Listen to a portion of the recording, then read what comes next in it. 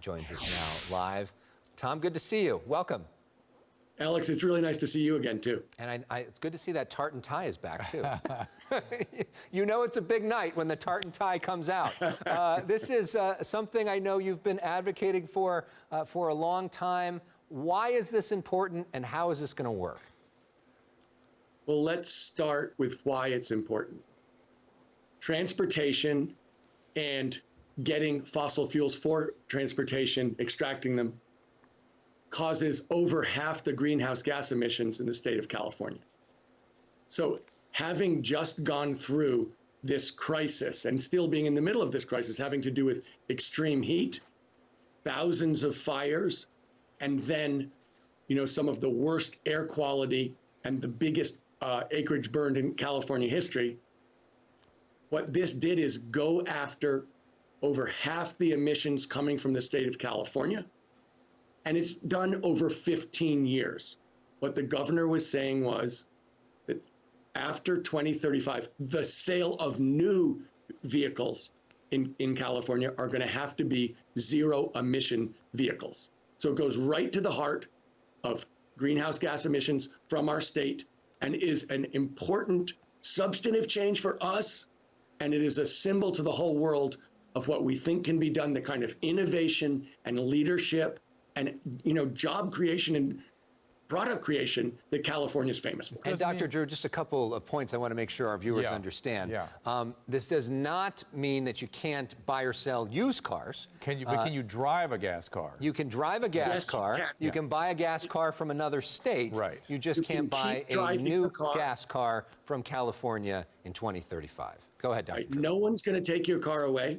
No one's going to stop you from selling or buying a used internal combustion vehicle, but it's going to compel people to buy new vehicles that have zero emissions, and it's going to compel companies in the private sector to innovate and to come up with new products that are going to be cheaper and cleaner and more advanced than anything we've seen. And there's going to be a huge competition for this, and it's going to drive jobs, good-paying middle-class jobs here in California, and it's going to drive innovation, and we are going to be right at the point of the spear. Given that we're not meeting our electricity demands already, how are we going to come up with the electricity to power all this? Well, I think we've got 15 years, Dr. Drew, to actually work through all the different parts of making sure that we have a reliable, cheap, and clean electricity generation system. So I think we have a lot of time to figure out exactly how to get the new clean generation that we're going to need, exactly how to build a grid that is going to be flexible and responsive and be able to take on those clean solar and wind technologies. And then we're going to have the kind of technology that can actually, respond to the demands when the demands are there. I'm highly confident that we can do that. And we've got 15 years to do it, and we're well on our way. Right now, to drive an electric car, they're fairly expensive, and you need a place to plug it in. There are so many millions of people in this state that live in apartments with no place to plug them in right now and don't have the money to buy an electric car, certainly not what it costs right now. What do you say to people that are really critical of this, saying that this is really going to hurt low-income people? Well, let me say this. The cost of electric vehicles is coming down very rapidly, and there should be a crossover to what a car costs in about 3 years between electric vehicles and internal combustion vehicles.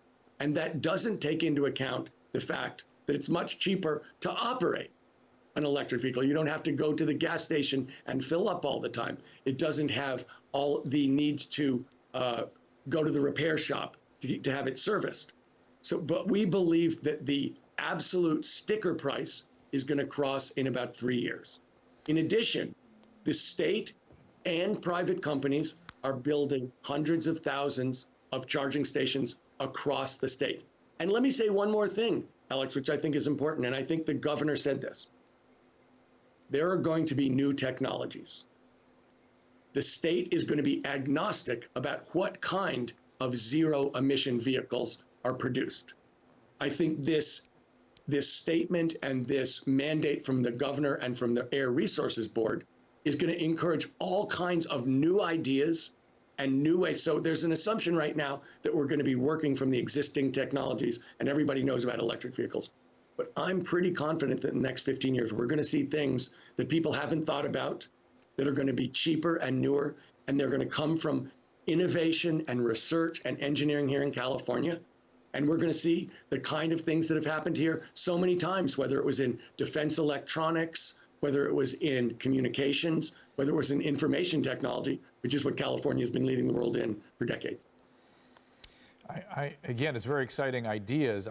You mentioned that half the greenhouse gases are caused by automobiles. I did some calculations just before we were on the air, and it was about 72 million metric tons that automobiles put in. I'm a little concerned that, you mentioned the fires. They produce 90 million metric tons. Why aren't we putting equally as stringent requirements on our forestry management?